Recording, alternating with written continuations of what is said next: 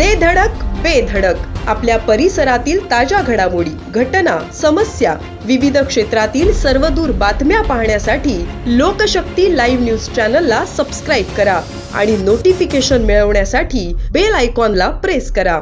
Pen police Thane हद्दीत दिनांक 15 डिसेंबर 2024 रोजी पेण खोपोली रोडवर सावरसई येथून गोवंशीय गुरांची साठी तस्करी करण्यात आली होती। या गुन्ह्याची नोंद झाल्यानंतर खळबळजनक सत्य समोर आले होते। पोलिसांनी केलेल्या तपासात निळसर रंगाचा टाटा एंट्रा टेम्पो क्रमांक MS05 FJ 1511 यामध्ये गोवंशीय मांस करून गोवंशीय मांसाच्या वाहतुकीचा कोणताही परवाना नसताना वाहतूक करत असताना टेम्पोचा टायर फुटल्याने हा टेम्पो मालासह सोडून आरोपी पळून गेले होते।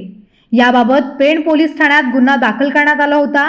तांत्रिक तपासानुसार गुन्ह्यातील 3 आरोपींना अटक करण्यात आली आहे, तर मुख्य आरोपी इसा कुरेशी हा 5 महिन्यांपासून फरार होता। आरोपी इसा कुरेशी याचा वेळोवेळी शोध घेतला असता तो मिळून येत नव्हता।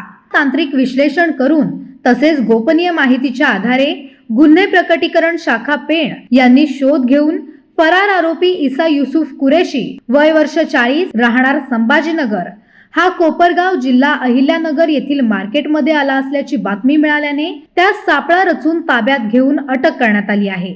आरोपी हा सराईत गुन्हेगार असून त्याच्यावर अनेक गुन्हे दाखल असल्याचे पोलिसांनी सांगितले। लोकशक्ती लाईव्ह साठी किरण बांदणकर, पेण।